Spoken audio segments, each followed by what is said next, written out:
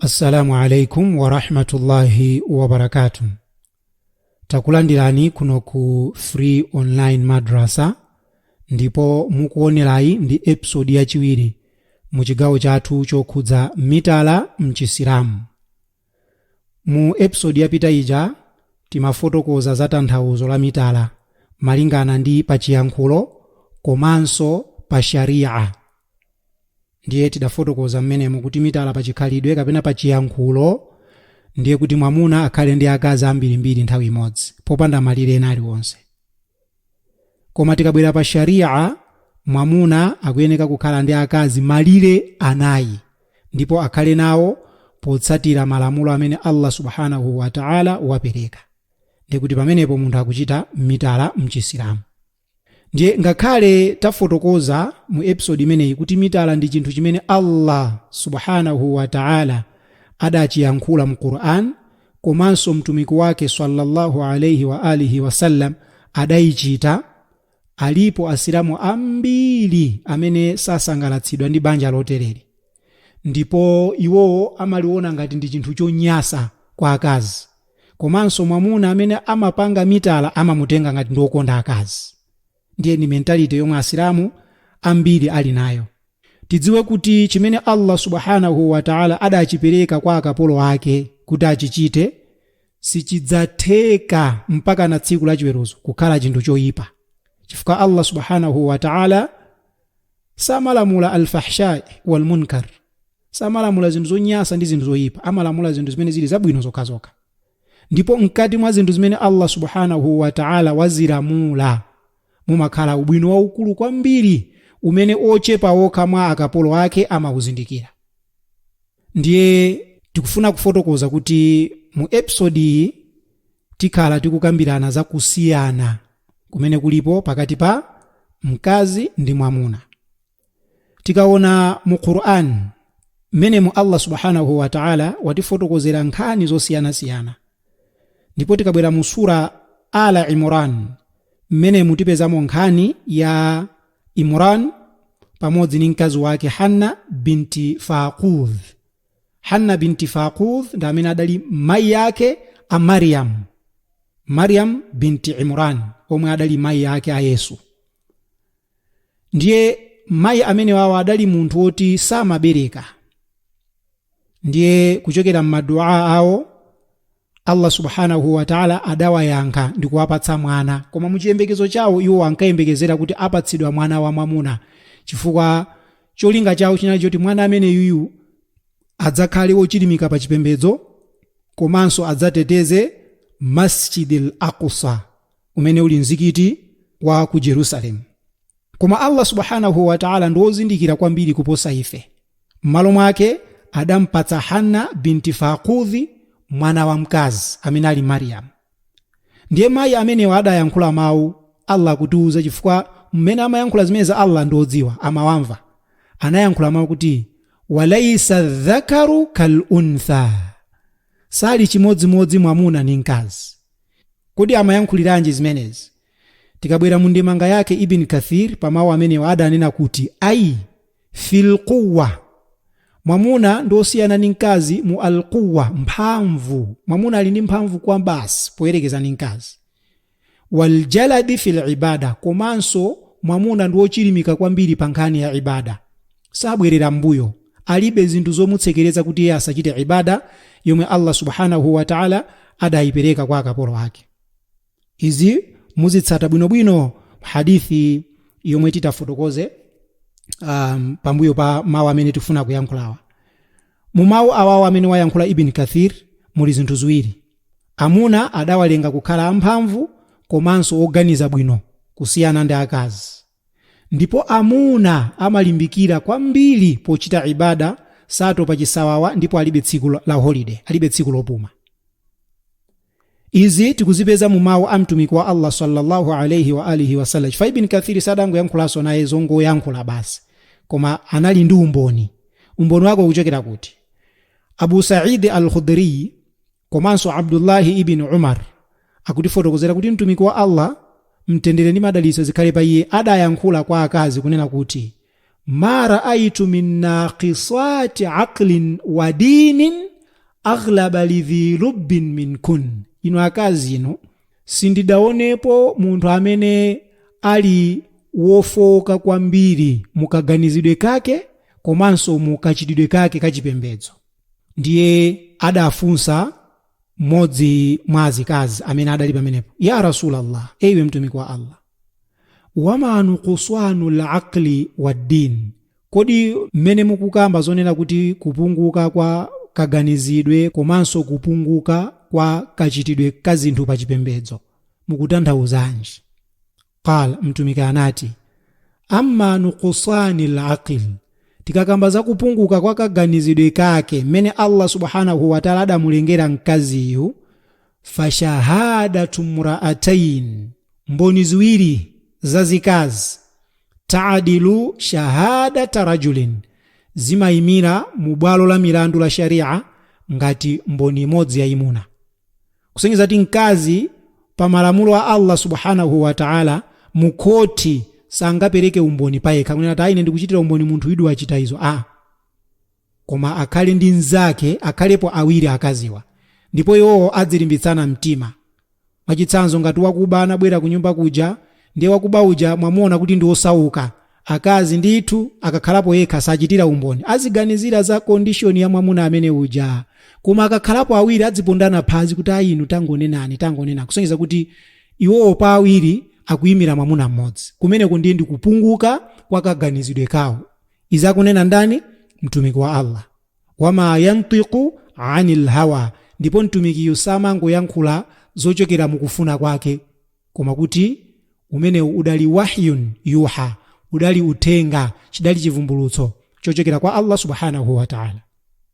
Ndiye mtumiki akupitiriza kuti fahadha min nuqsani al-aql, uku ndiko kupunguka kwa kaganizidwe kake.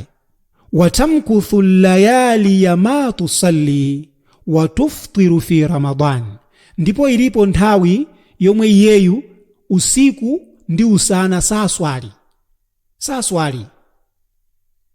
komanso ukafika mwezi wa Ramadan amapezeka zoti wamasula sakusala. Apa kutanthauza chani? Akakhala pa masiku ake komanso akabereka. Fahadha min nuqsani din, ukuku ndiye kupunguka kwake kwa pachipembedzo. Izizi mkazi wina aliyense amene ali ndi umunthu izi zavomereza, koma ndi ochepa amene azinyinyirika kuti Chisilamu chimatipeputsa ifemwa kuti koma izi akuyankhula ni mtumiki wa Allah tabaraka wa taala, pofuna kutanthauza kuti walaisa dhakaru kal untha, sali wofanana mwamuna ndi mkazi. Mundemanga yake so ina Ibn Kathir pamawu ake amene Allah subhanahu wa ta'ala akufotokoza mu suratul Baqara kunena kuti walirrijali alayhinna daraja, koma amuna ali apa mwamba kwambiri kuposa iwo akaziwo. Ayi akufotokoza Ibn Kathir kuti fil fadila, iwo ndi wopambana, fil khulqi wal khalqi, mu chikhalidwe chawo mmene iwo adawalengera mu chikhalidwe chawo, amuna awo ndi wopambana, wal khalqi, komanso mu chilengedwe chawo. Allah adawalenga amuna kusiyana ndi akazi mu chilengedwe. Wal manzila, komanso tikaona amuna kumbali ya chilengedwe chawo, iwo wonso ndi apa mwambanso kwambiri. Wa ta'atil amri, ndipo iwowa amakhala apa mwambanso mukutsatira malamulo wa Allah subhanahu wa ta'ala. Pafotokozedwa kale apa kuti alipo masiku ena amene akazi saswali, kusonyeza kuti amuna chifukwa kuti Allah sana wapatse holiday, iwo aja amakhala akutsatira ta'atil amri, akutsatira chilamulo, pamene munthu amene akazi sangachitsatire chilamulo chimenecho, koma sikuti ndi dala iya, ndi mmene Allah wawalengera.